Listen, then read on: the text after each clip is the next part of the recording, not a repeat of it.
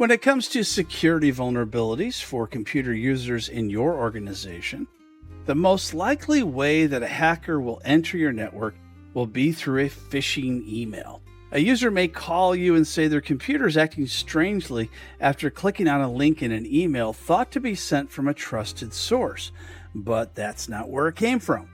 They just got their computer infected, and now the rest of your network is at risk. They may have also given away their passwords by filling out an infected site's web form. Web links in a website can also be a big source for adding malware. If a user clicks on an infected ad, which is quite common, or clicks a link in an article, it could redirect them to a hacker's site. Game sites are notorious for viruses, but also spyware. Spyware is a way to get more advertising to the user by spying on their website habits and targeting them with ads. It's a type of malware and tough to get rid of, but it's not always as dangerous. USB drives and other USB devices from foreign manufacturers can also infect your computer. Be sure to scan anything plugged into your computer prior to use. The malware is usually injected by malicious employees paid off by malware makers, so the manufacturer may not even be aware of it. Social engineering is a way that fake callers pretend to be employees of your organization and try to get the user or help desk agent to give away information so they can hack your network.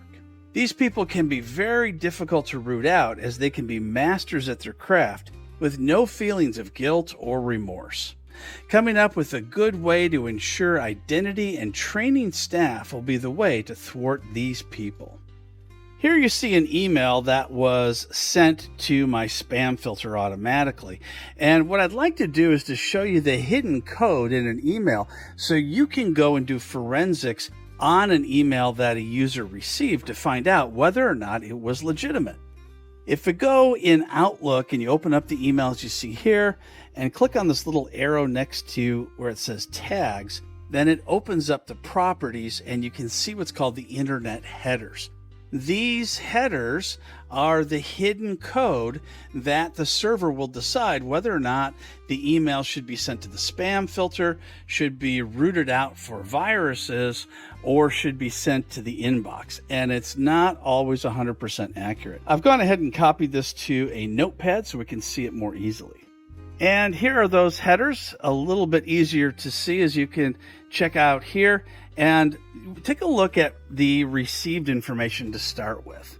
It did not come from Outlook.com. It came from Outlook www.com, which should be a red flag right there. And you can see it was then relayed to another one, which looks an awful lot like a Microsoft site, but probably isn't.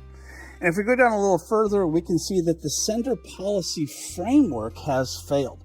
So basically what this is doing is it's going back and checking to see if the sender's IP address matches up to the domain name from which they sent.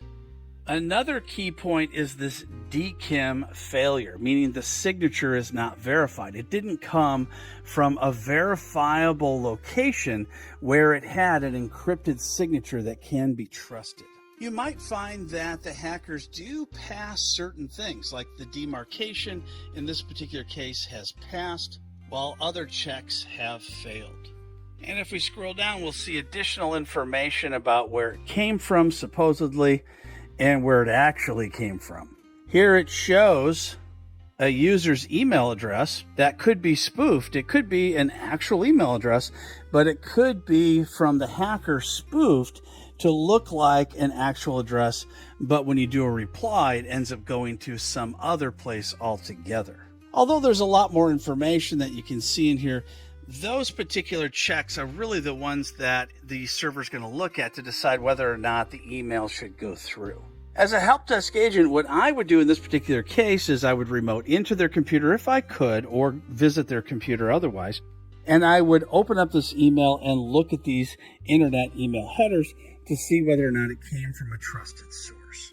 Although that won't tell me for sure whether or not the email was the thing that infected that particular client, it will give me a really good idea if I should suspect that email going forward. You can also copy all of these links into a new notepad and move over to a sandbox computer, one that won't affect any other computer in the network, and try opening the links and see if these links lead to infected sites. You'll want to, of course, disconnect this person's computer from the network before you do any of this, just to make sure that if they do have malware, it won't infect anyone else. Security is going to be one of your major concerns when providing IT support as a help desk agent, and even in the future as you move on to other positions within your company or a new one. Your security team should come up with plans to keep hackers out and communicate with help desk agents on how to proceed.